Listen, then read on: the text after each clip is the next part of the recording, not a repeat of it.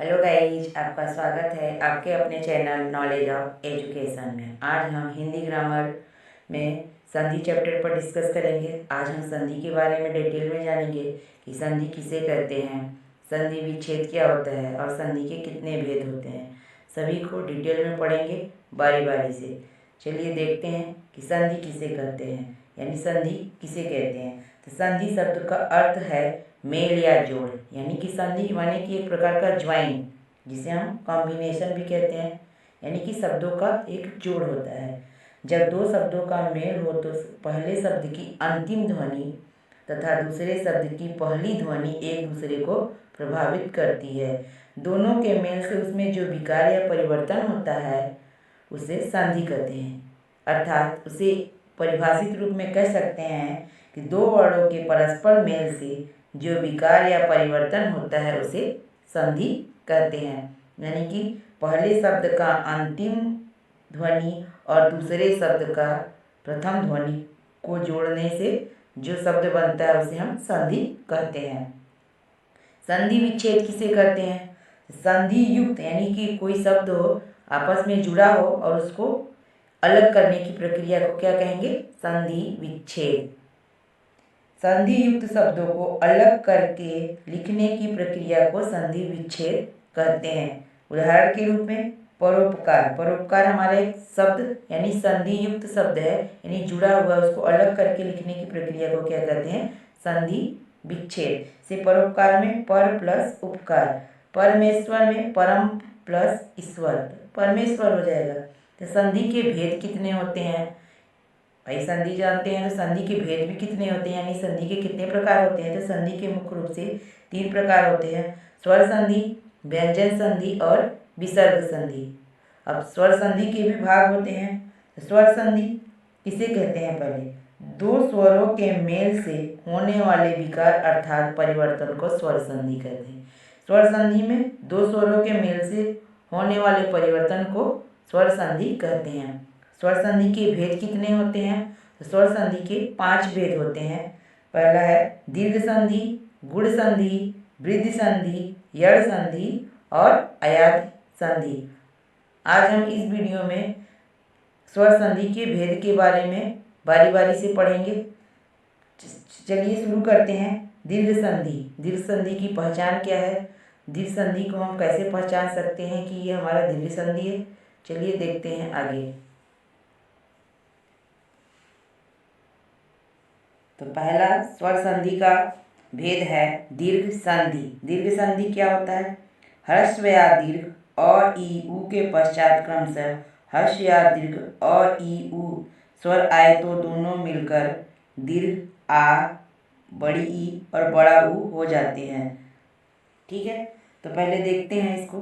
अ और अ आए तो भी क्या हो जाता है? आ बन जाता है। निशब्द का पहले शब्द का अंतिम वर्ण और दूसरे शब्द का प्रथम वर्ण मिल दोनों में परिवर्तन होता है। इसको हम समझा देते हैं। सबसे पहले जान लेते हैं कि ह्रस्व स्वर और दीर्घ स्वर होता क्या है। ह्रस्व स्वर क्या होता है? अ, छोटी ई और छोटा ऊ। और दीर्घ स्वर में आ, बड़ी ई और बड़ा ऊ होता है। तो फिर हम दीर्घ संधि के बारे में जान लेते हैं। दीर्घ संधि के कैसे बनता है और उसकी पहचान क्या है? तो देखते हैं। दीर्घ संधि अगर अ और अ मिल जाए क्या बन जाता है? आ बन जाता है। यानी कि ये पहला शब्द है, ये दूसरा शब्द है। तो पहले शब्द के अंतिम वर्ण और दूसरे शब्द के प्रथम वर्ण दोनों मिलकर के हमारे आ बन जाते हैं। यानी देखिए, पहले शब्द का अ है यहाँ पर और दूसरे शब्द का अ मिलकर के क्या बन जाएगा? आ। तो धर्म प्लस अर्थ बराबर क्या हो जाएगा? धर्मार्थ। ऐसे उसी प्रकार से अगर पहले शब्द में अ और दूसरे शब्द के प्रथम वर्ण में आ आए तो क्या हो जाएगा? आ। जैसे देव प्लस आलय, तो देव में व और आलय में आ, ये दोनों मिलकर के क्या हो गए? आ। देवालय। क्या हो गया? देवालय। फिर अगर प्रथम शब्द में आ आए और द्वितीय शब्द में अ आए तो भी क्या बन जाएगी? आ। यानी दीर्घ संधि के कहने का मतलब है कि क्या बनेगा? फाइनल में क्या बनता है? दीर्घ स्वर बनता है। ह्रस्व स्वर या दीर्घ स्वरों का मेल से क्या बनता है, दीर्घ स्वर बनता है, इसे दीर्घ संधि कहते हैं। यानी दीर्घ में हमारा क्या होता है, अभी ह्रस्व स्वर के बारे में बताए हैं। तो दीर्घ स्वर आ, बड़ी ई और बड़ा ऊ होता है। तो फिर अगर शब्द में आ आए और दूसरे शब्द में भी आ आए तो भी दोनों फाइनल मिलकर के क्या होते हैं, आ। जैसे विद्या प्लस आलय तो विद्यालय। इसी प्रकार के विभिन्न उदाहरण और देख लेते हैं। तो और अ मिलकर क्या होंगे, आ। तो धर्म प्लस अर्थ, धर्म प्लस अर्थ में क्या हो जाएगा, धर्मार्थ। स्व प्लस अर्थी तो क्या हो जाएगा, स्वार्थी, क्योंकि व का अ और ये अ मिलकर क्या होना चाहिए, आ। तो स्वार्थी हो जाएगा। देव प्लस अर्चन तो देवार्चन होगा। देव का व और अर्चन का अ मिलकर के क्या होना चाहिए, आ की मात्रा होना चाहिए। तो देव में आ लग जाएगा तो देवार्चन। वीर प्लस अंगना तो क्या हो जाएगा, वीरांगना। वीर और ए और ए मिलके क्या हो जाएंगे, और आ बन जाएगी तो वीरांगना हो जाएगा। मत प्लस अनुसार तो मत का तो और अनुसार का अ, इन दोनों का तो पे अ की मात्रा लगाएंगे तो ता हो जाएगा। तो म ता अनुसार क्या हो जाएगा, मता अनुसार। उसी प्रकार से अ और आ मिलकर के क्या हो जाएंगे, आ। देव प्लस आलय तो देव का व और आ का आ। तो व पे देखिए व लिखेंगे और व में आ की मात्रा लगाएंगे तो वाह होगा। तो दे वाह हो गया। फिर लय देवालय। समझ में आया।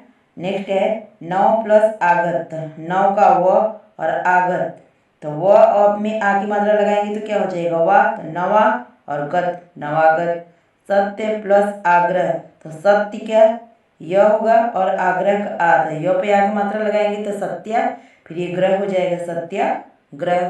देव प्लस आगमन तो देव का व और आगमन का आ। तो व पर आ की मात्रा लगाएंगे तो क्या हो जाएगा, वाह। तो देवा, फिर गमन देवा गमन। नेक्स्ट है दीर्घ संधि का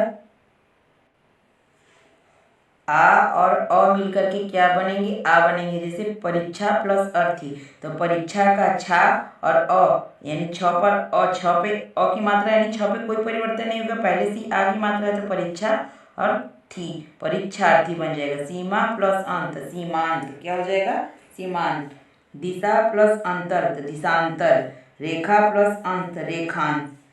अगर दोनों यानी पहले शब्द में भी आ की मात्रा रहे और दूसरे शब्दों के अंतिम वर्ण प्रथम वर्ण में भी आ की मात्रा रहे तो भी दोनों मिलकर के क्या बनेंगे, आ। महा प्लस आत्मा महात्मा। विद्या प्लस आलय विद्यालय। वार्ता प्लस आला वार्तालाप। महा प्लस आनंद। यानी कहने का इसका मतलब है कि जब भी ह्रस्व स्वर या दीर्घ स्वर मिलेंगे तो ह्रस्व यानी दीर्घ स्वर ही बनेगा। अगर अ प्लस आ है तो हमारा दीर्घ स्वर है ये। इसी प्रकार से ई की मात्रा में भी बड़ी ई छोटी ई या पहले छोटी ई बड़ी ई मिलेंगे तो हमेशा क्या फाइनल में आएगा, बड़ी ई की मात्रा आएगी, बड़ी ई बनेगा। ई से संबंधित देख लेते हैं दीर्घ स्वर दीर्घ संधि।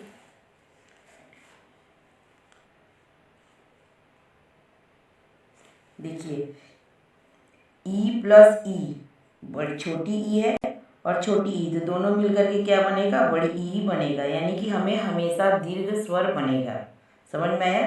दीर्घ संधि में दीर्घ स्वर बनता है यानी बड़ी की मात्रा आनी चाहिए। यानी आप इसको देख करके पहचान सकते हैं कि दीर्घ संधि या तो बड़ी ई की मात्रा रहेगी या तो फिर आ की मात्रा रहेगी या फिर बड़ा ऊ की मात्रा रहेगा।